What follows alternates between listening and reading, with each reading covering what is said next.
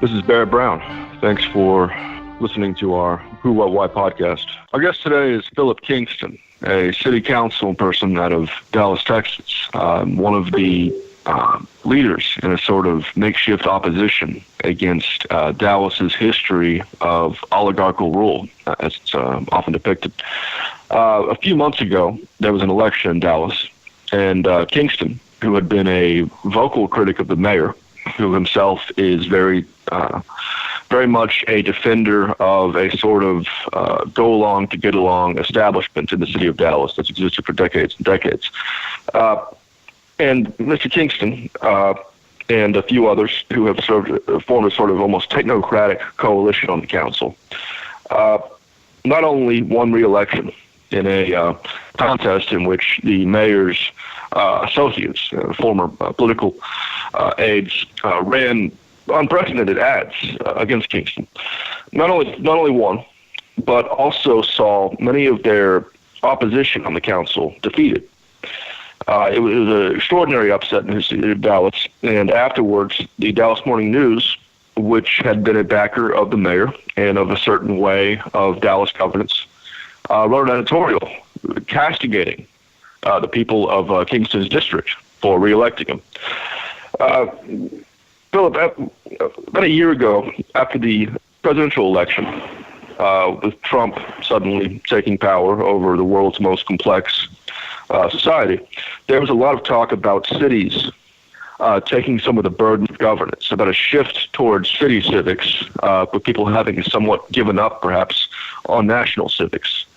How much room do you think there is for cities like Dallas or Houston or New York or Los Angeles to take on a more central role in how people see their civics and how people conduct their civics?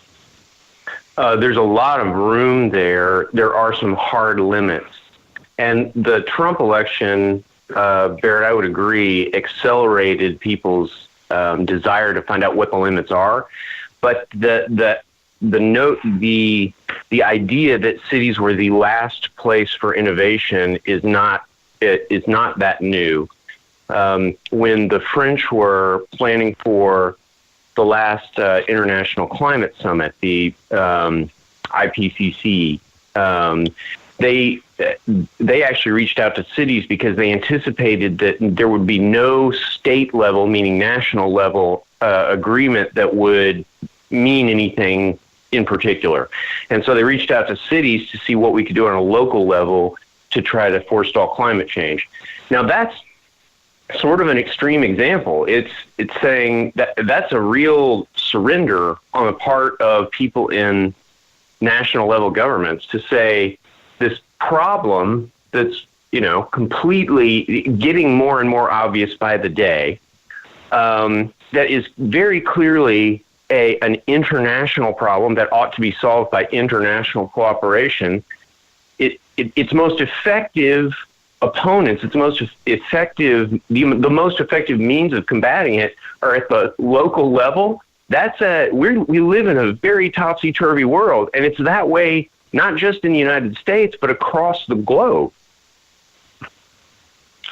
With that having occurred recently, and that being, as you said, a sort of unprecedented or at least very unusual deferment or de facto deferment by the nation to the cities, and with also some of the challenges that have come to the Trump administration from states, which not entirely unprecedented, but a bit more, I think, rigorous than we've seen in prior administrations, certainly. This is certainly an acceleration to a decentralized civic mentality, isn't it? That's 100% right. But the problem is that the roles of the state government in our federal system and the federal government have been fought over for 200 years, and there are some really hard definitions in there. So, for instance, when we at the city level talk about wanting to reform the way we do land use to make it more equitable, because we can see that the way that we do zoning actually is promoting some of the social ills we see, like segregation. So we at the city, being good urbanists, think, well, if we cut down on parking, then we're going to get more dense land use, and it'll encourage people to locate jobs closer to housing and a bunch of other good things that you get out of that. And the reason we don't do that is because years ago, the state, not in an analogous situation to what Trump administration is now doing to the states themselves, the state took away cities' ability to regulate the sale of alcohol. We can do nothing to stop the proliferation of bars in neighborhoods except require them to have a lot of parking. So we find ourselves shackled in some ways by the higher levels of government, where they've already taken tools away from us that we could otherwise use to fix our own problems, without, by the way, asking them for more money. So we do not live in a well-designed regulatory environment. We live in an ad hoc regulatory environment, and we're just trying to do the best we can. Yeah, that seems to me exactly one of the fundamental problems of our governance in general. Going back to Dallas, or going back to that victory in Dallas, which was very unprecedented, and I got the chance to kind of watch that drama unfold since I was covering city council for the month right after that election. Do you think that kind of victory, which I suppose in this case was sort of fueled by a different demographic in the cities, a more obviously technocratic or pragmatic, younger grassroots ownership? Yeah. Do you think that kind of victory that we've seen in Dallas, is that something we've seen elsewhere in the country that you're aware of, and is it something we can expect to see a more adult governance on the civic level in major cities? Yes, I believe it's a trend. We love to think of ourselves as special, and we never are. I see that basically in the wake of the Trump election, a lot of people who previously were not engaged in politics or civic life have awakened. And we see in San Antonio, they got a new, very progressive mayor, replacing one who was decidedly not. We see the city council in Houston being run totally by progressives, even though as a city, it is a much more conservative electorate than we have here in Dallas. Austin, of course, has become the target of the state legislature because of its progressive policies.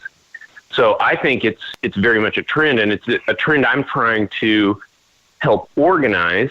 I, along with three other city councilmen from other cities, have formed a group called Texas Urban Policymakers, where we're trying to get together around shared goals and maybe do some statewide advocacy on things that we all care about, related to urbanism more than just progressive policy.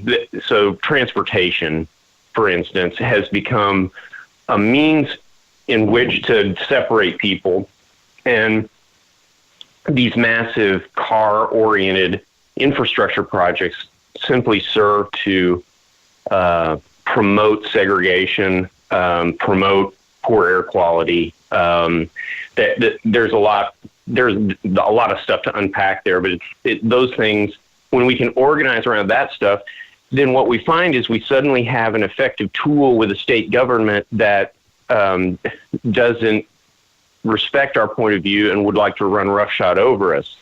And so we'll be meeting next month with Victor Vandergriff, who's a TxDOT commissioner, to work on basically a platform for advocating for urban transportation projects, which almost all are non-automotive. Now, we have in Dallas fine examples, very interesting examples of the city taking a leadership role that, again, not unprecedented, but perhaps a little bit more amplified than previous years. For one thing, we had, at the onset of the travel ban, we did have leadership from this mayor, Mayor Rawlings, who, as you and I both know, as our listeners may not, is not Jack Kennedy. but who was very vocal in helping to show support to our city's immigrants, both in that and in the travel ban, and also in some of the broader immigration things. And now, more recently, we have another situation in which Dallas has, among other cities, taken the lead in getting rid of, in this case, the Robert E. Lee statue that's been in a park near where I live, actually, for quite a while. It's the first thing I wrote about when I started writing for The Guardian. In the process of getting that statue removed, has there been much opposition from anyone worth worrying about? Not overt.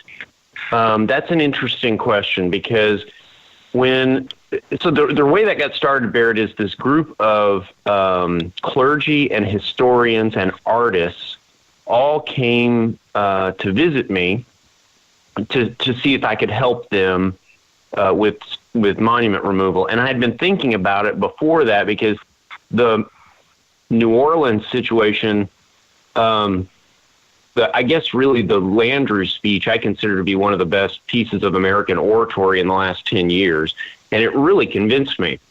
And so I was thinking about how to do this in Dallas, and one of the things I knew I needed was a group of advocates with real credibility, and they just showed up on my doorstep. So it was a very easy thing to say, yes, I'll help you. But of course, they hadn't started with me. They started with the mayor, who would not help them. And, Jim Schutz actually has a great recitation of what happened. We filed our memo, which forces the issue onto the agenda in early August. And the mayor's first reaction was, well, for one thing, he's never acknowledged that it even existed. And his first reaction was to appoint a task force, not to answer the question of when or how to take down the monuments, but to answer the question of whether to take down the monuments. What that tells me is that he had and his words about the monuments were that they were racist propaganda, and he was saying good things in that regard, but what it raises in my mind is the possibility that he had a contributor problem, that he has important supporters who are not thrilled to see these things come down. And I don't know who that is. I don't want to slander somebody by speculating. That seems obvious to me. So our strategy was an inside-outside strategy. I was working the council. I was surprised that I didn't get more support initially from the African-American council members, but they came around. And part of that is because of the outside strategy, which was to get every important clergy member in town and every important historian and their neighbors, the people who vote for them, to call them. And that pressure is what changed everybody from early August to early September. We went from, basically just a few of us on council talking about this and demanding immediate action to a near unanimous vote this week to take down the Lee statue immediately. And the only reason it's still up is we're having trouble with the rather robust construction of the thing. That brings me to another question. Is the old setup whereby contributors have an outsized degree of influence over these races, whether it be mayoral or city council, and an outsized influence over what makes the agenda and how things run, is that something that could be diminished, or is it something that has been diminished relative to other more grassroots forces? And if so, does that have anything to do with the information age or demographic change, or what would that be? It is undeniable that better communication diminishes the influence of money in public thought. So you have to, I don't know to what extent, we always joke in politics that you have to be on social media because it gives you an air of credibility, but the only people who are looking at it are basically reporters. So you're not actually getting any votes, but you may be getting your message out. So I would say technology definitely has something to do with it, but until and unless the U.S. completely revamps campaign finance and just levels the playing field with, a single pool of money that everybody's allowed to use, then money will always have an outsized influence. And really, even with a system like that, money has a way of working its way into power. That's just the way it works. But next week, we will be trying to diminish its power somewhat, in that we are going to try to limit the total spending that any political action committee can do in a local race. So in your very kind introduction earlier, when you're talking about all of the money that was spent to try to kick me out of office, most of it was spent through the use of a loophole in Texas campaign finance law that says basically that political action committees can spend unlimited dollars for or against a candidate so long as they do not coordinate with that candidate's campaign. And we can set a limit on that at the local level. And that's what I will try to do next Wednesday. And it's an interesting thing. One of my colleagues immediately had a negative reaction to it and said, I think that's unconstitutional. And then he thought about it a little while and he realized that not only would it eliminate the PAC support that he got, but it would severely restrict the 3 PACs that worked against him. So I think he may be coming around on it. That's good. Well, it reminds me of the mayor who, during the ethics debate a few months ago, and this is something the ethics debate in Dallas, vis-a-vis the cities, was replicated and is very similar to the same debates that are going on in cities across the country. In fact, we obviously explored what other cities have done to some extent, before putting these forward.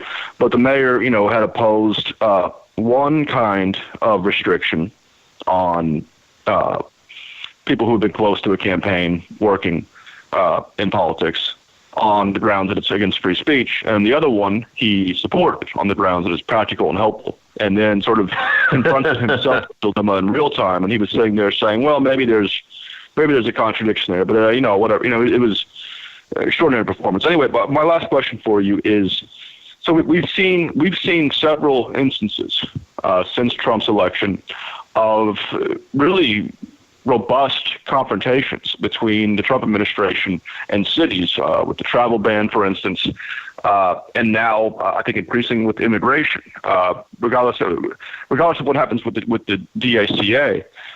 Given that we could still see other very dramatic immigration crackdowns, it looks like, in fact, that the INS is openly plotting a pretty unprecedented large-scale crackdown on immigration right now.